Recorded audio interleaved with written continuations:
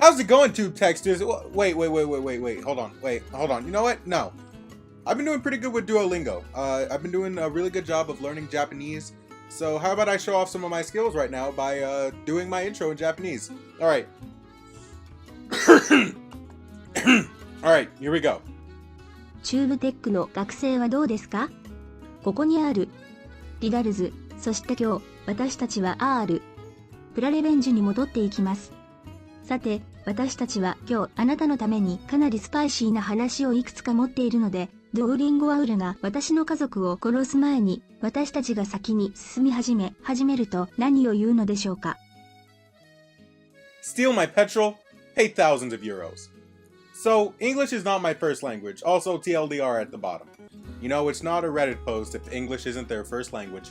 Background, so I have this jerk neighbor and his poop-stained family who we always had problems with. When I'm done, I will add some other shenanigans. This included flinging trash onto our side, putting his dog on our side so it would poop there, and at one point, stealing our petrol from out of our door tank. Now, on with the story. The problem. So, about 2 years ago, in April or May, we noticed that the petrol in the tank was going down very quickly even though the amount we used was very little. After a bit of investigating, we found a pipe that had been installed that led to his side of the land. Recently, he got this huge new car that obviously needed a bunch of gas, and it seemed that along with some being used over time.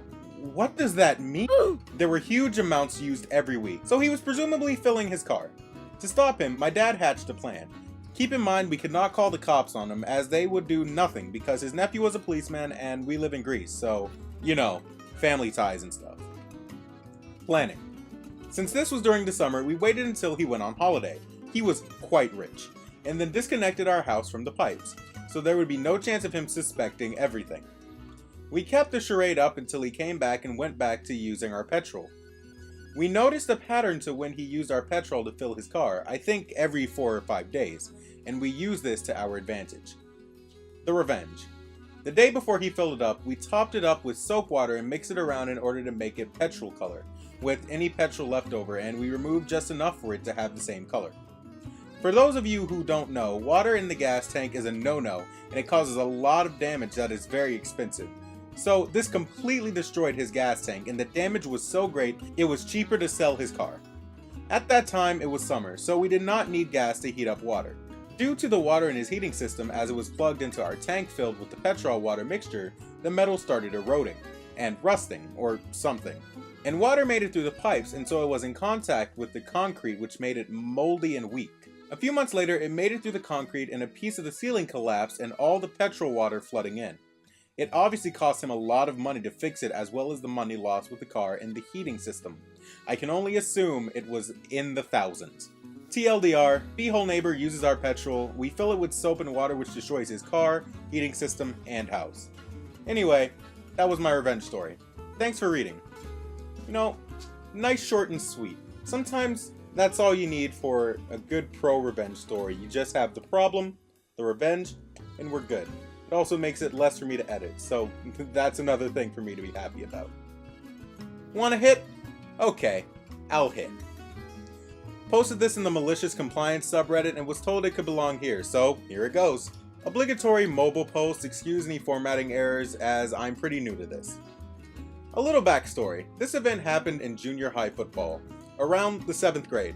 I was one of the smallest guys on the team, but what I lacked in size I made up for in toughness. I was a notoriously hard hitter. For some reason, the assistant coach had it out for me, but the head coach loved me to death. Well, on this particular day, the team was practicing punt coverage.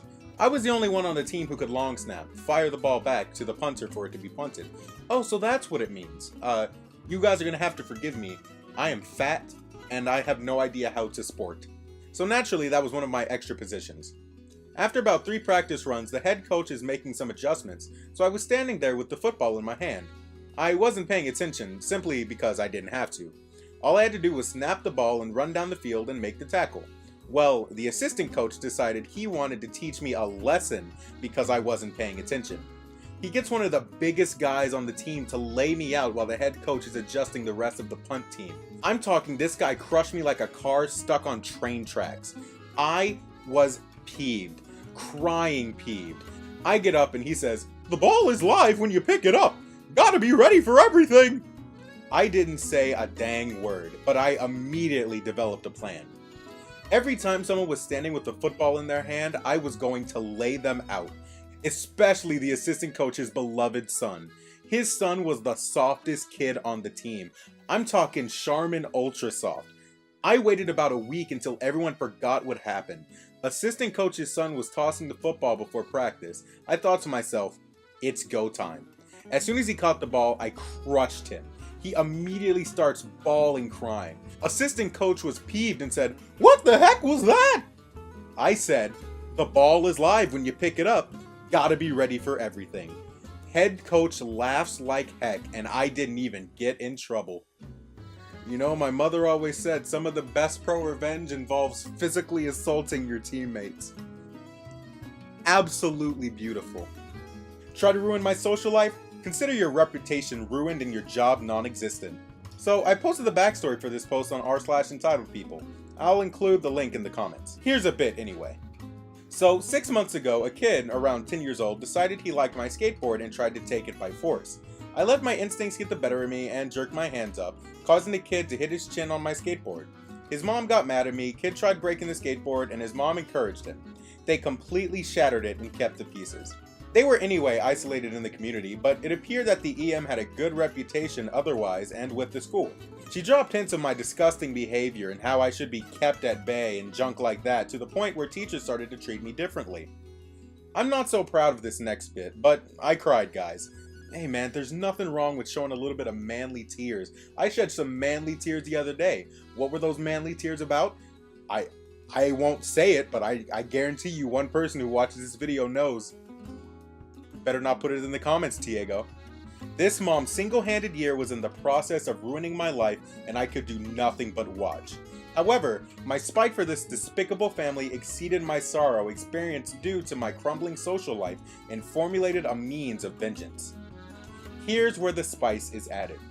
I managed to overhear the EK talking, not hard, he is obnoxiously loud, about his mom being a senior manager at XYX Investments and could expel anyone she wanted with a phone call. This sort of banter had been going on for a while now, but I had finally found out some more info, and boy was I lucky. My uncle, an investor, just happened to own a major equity stake in said company and was an advisor of the CEO.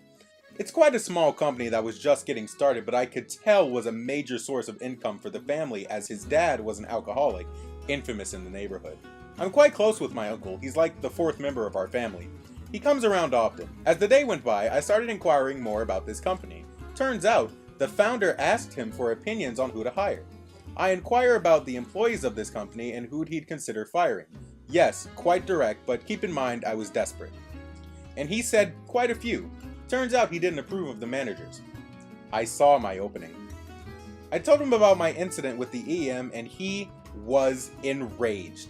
He couldn't believe an employee could be so inhumane and misguided, and in his rage I told him about my social life as well. Here comes phase 2.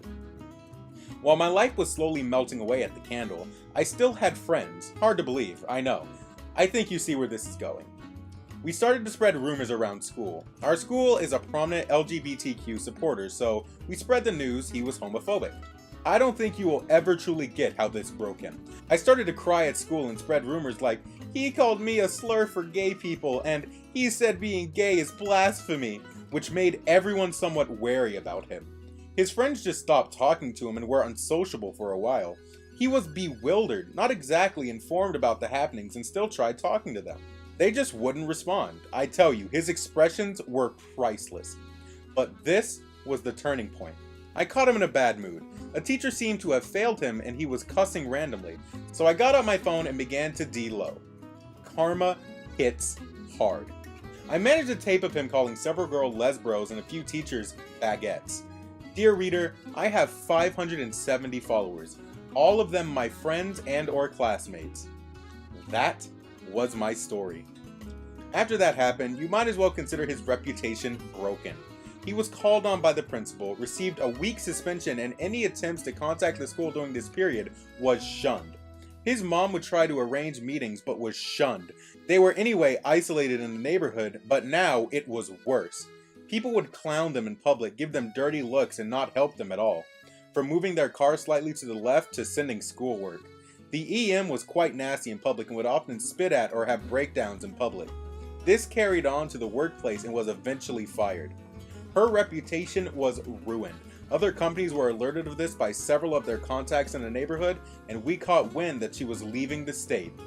TLDR, EM tries to ruin my social life, I get her son suspended, ruin his social life, get her fired, destroy her reputation, and end up with her not finding any jobs in the state, causing her to move. Now students, I want you to pay attention, because this man has just won the entirety of r/prorevenge.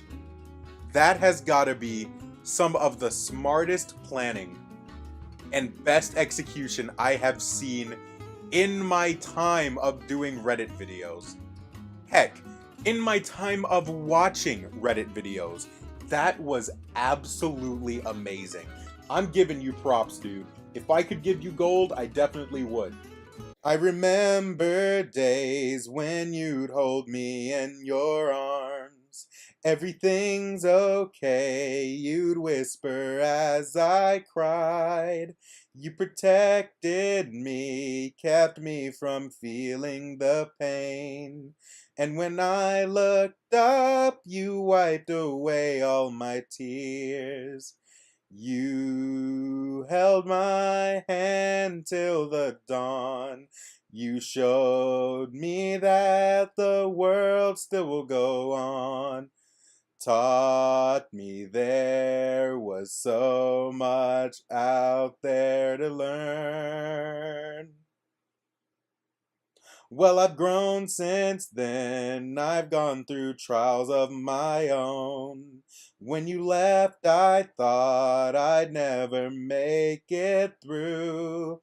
But I'm not alone, don't have to fear the unknown. 'Cause you still live on, I feel your spirit in me.